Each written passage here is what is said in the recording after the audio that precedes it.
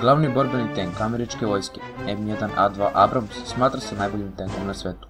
Borbenim vozilom koje na najbolji način ujedinilo vatrenu moć, oklopnu zaštitu i pokretljivost. Iako, po nekim specifičnim rješenjima, zaostaje sa savremenim tenkovima.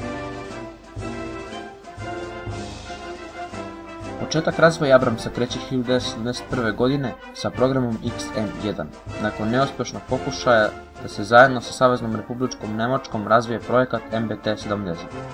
Nakon propasti MBT-70 u Sjedinjenim Američkim Državama pokreću projekat XM803, koji je zbog visoke cene i složenosti odbačen.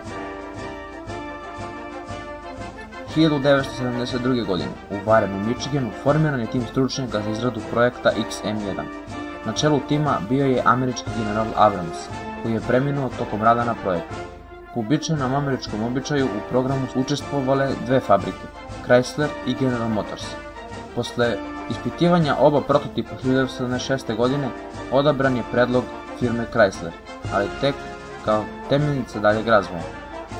Kako su ova predloga bila vrlo slična, kako po koncepciji tako i po ceni, presudila je pogonska skupina Chryslerovog predloga, plinska turbina. U to se vreme smatralo da će plinska turbina zbog dužeg veka trajanja znatno smanjiti troškove održavanja velikog broja tenkova. Pretpostavka se pokazala krivom.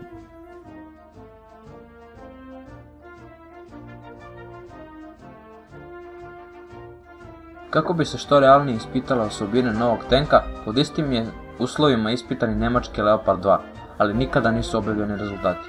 Pregovaralo se i o unifikaciji dveju tenkova, plinske turbine, gusenice, sistem upravljanja vatrom, TOP, ali gotovo ništa toga nije ostvareno. Umjesto toga, Amerikanci i Njemci su nastavili svoj razvoj tenkova potpuno samostalno jedni od drugih. Amerikanci su od Leoparda 2 preuzeli samo TOP od 120 mm i to tek na verziji M1A1. Serijska proizvodnja novog tenka pod oznakom M1 Abrams započinje godine 1980. u Limi, Ohio, te je na samom početku ostvarena proizvodnja od 30 komada mesečno.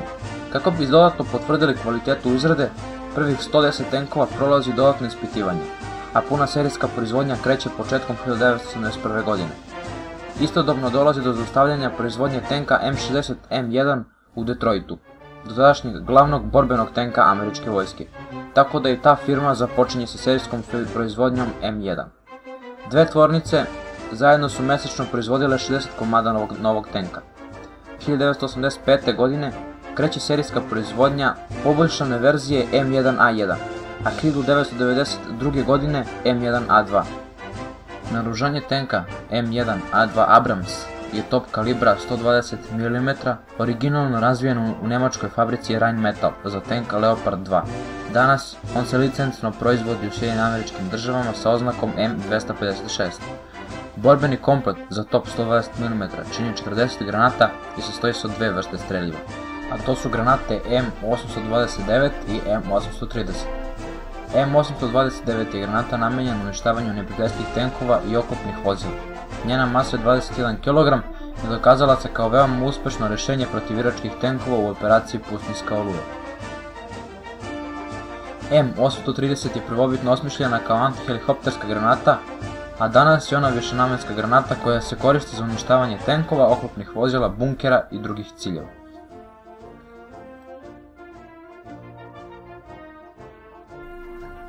Jak oklop tenka je rezultirao i velikom borbenom masom ovog oklopnjaka od čak 69,5 tona.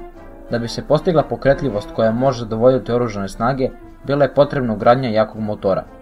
Pošto je M1A1 koristio plinsku turbinu koja može koristiti više vrsti goriva, čija je najveća prednost to što ima 30% manje delova od dizelovog motora, međutim to će kasnije pokazati i nedostatke.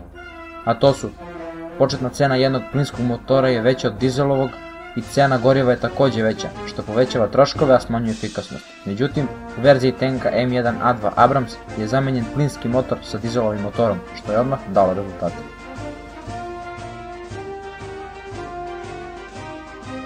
Tenk Abrams također posjeduje jedan od najboljih oklopa na svetu, koji radi na principu sendvič oklopa Chophan.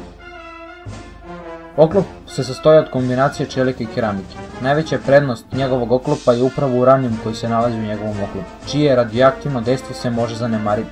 S obzirom da je gustina urana 2,5 puta gušća od čelika, veća je šansa za neprobojnost oklopa, što opravdava njegovu uspešnost na bojnom polju.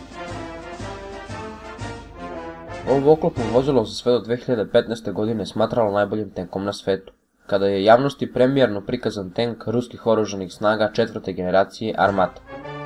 Ovaj tank svoju ulogu kao primarno oklopno vozilo pronalazi u 5 država: Kuvajtu, Egiptu, Saudijskoj Arabiji i Australiji, te su SAD predvodnik sa 14.000 komada ovog tenka u raznim verzijama.